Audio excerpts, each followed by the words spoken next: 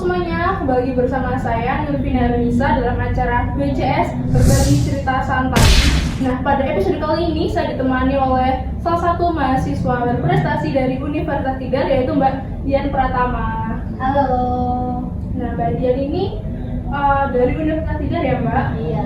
Nah, mungkin Mbak Dian boleh memperkenalkan diri dulu sama teman-teman di rumah biar mereka lebih dekat gitu kenal sama Mbak Dian. Oke, halo semuanya. Perkenalkan, nama aku Dian Pratama Dewi. Aku di Universitas Tidar mengambil prodi Pendidikan Bahasa dan Sastra Indonesia.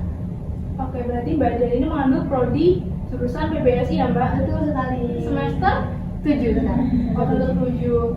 Nah, jadi tujuan saya membawa Mbak Dian untuk wawancara hari ini yaitu untuk mengetahui nih Mbak kisah perjalanan Mbak Dian sebagai seorang mahasiswa berprestasi.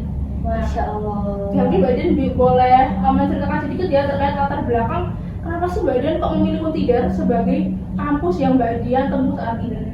Oke, jadi itu merupakan sebuah cerita juga. Waktu dulu aku tuh sebenarnya pengen masuk ke psikologi UGM waktu itu. Tapi karena faktor keluargaku, ibuku terutama, karena aku anak pertama juga, istilahnya kalau bahasa Jawanya masih digondeli gitu.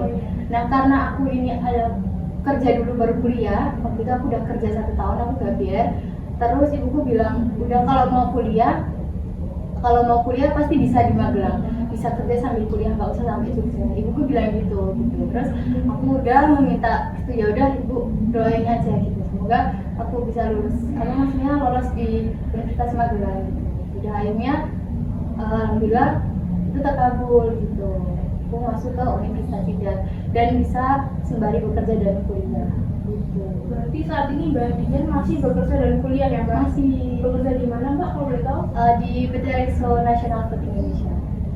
Nah, kalau misalnya bekerja sambil kuliah tuh pasti menyita banyak waktu ya Mbak? Apalagi sekarang sudah semester 7. Betul. Nanti Mbak Dian boleh kasih tahu Mbak terkait apa aja sih rintangannya gitu Mbak, atau kendala-kendala yang Mbak Dian alami selama bekerja sambil berkuliah? Sebenarnya itu tantangan yang aku hadapi itu capek di fisiknya. Apalagi itu waktu aku semester di 3 sampai 5 itu kan 24 SKS ya, aku ambilnya 24 SKS terus dan mesti itu full day gitu loh, dari Senin sampai Jumat gitu. Nah, nanti kalau pagi aku padetin di pagi sampai jam 2, nanti jam 3 atau setengah 3 aku bekerja sampai jam 11 atau setengah 12 gitu. Itu yang hambatan yang mungkin bikin aku agak shock, tapi semakin kesini juga aku udah menikmati hal itu. Berarti dalam sehari itu Mbak Dian tuh full ya jadwalnya ya? Iya, Kuliah, Sabtu sambil Minggu kerja juga. gitu kan?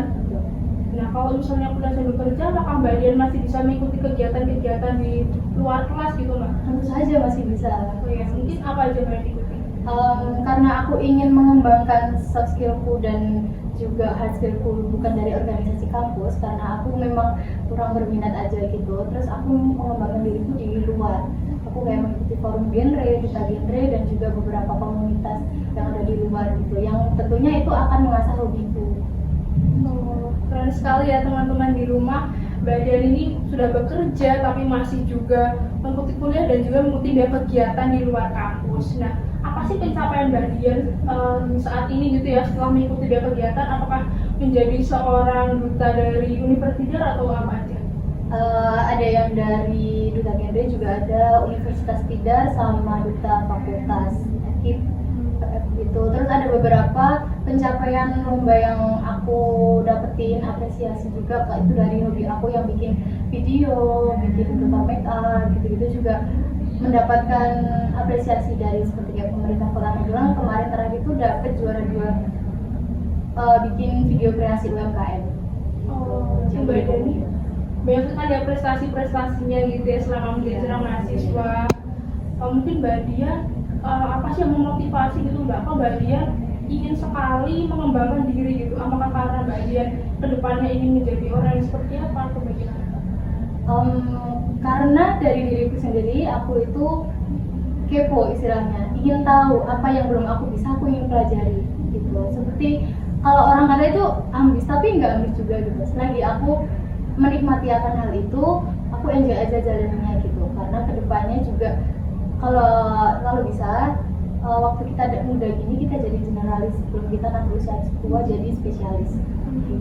Iya, pintar sekali ya Mbak.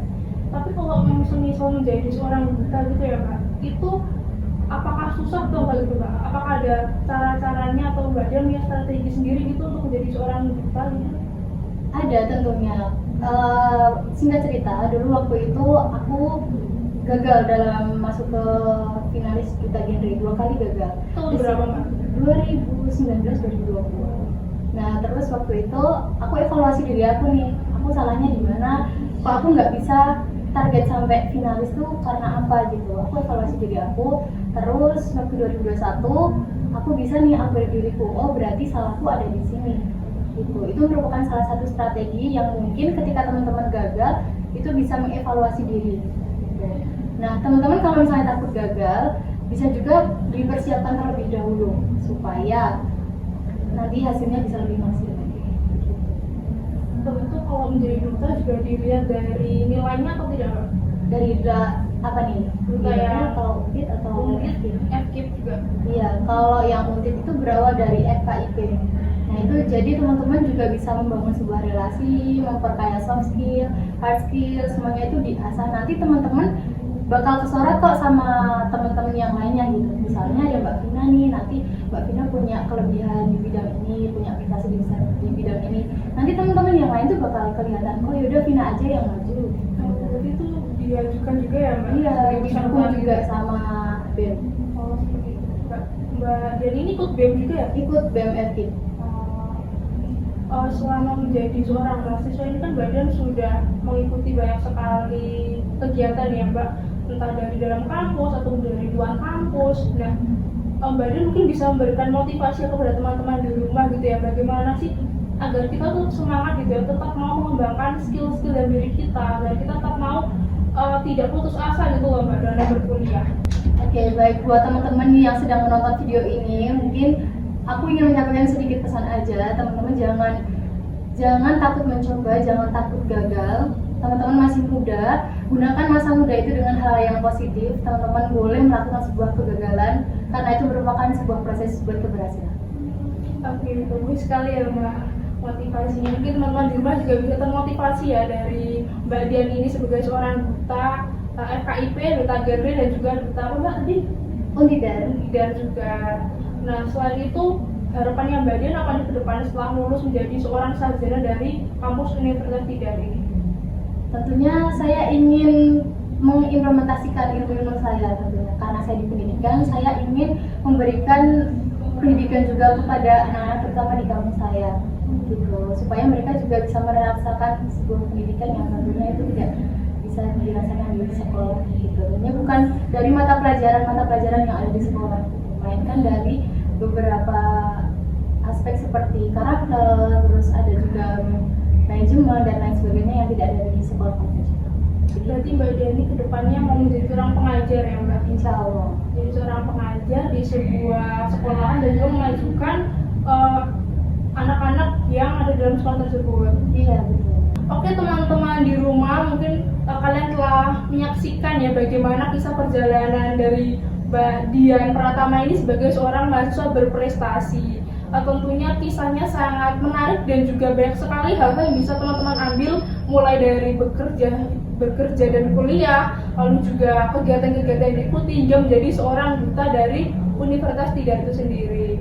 Baik teman-teman di rumah, mungkin sekian video dapat saya sampaikan pada episode BCS kali ini. Sampai jumpa di episode berikutnya. Dadah.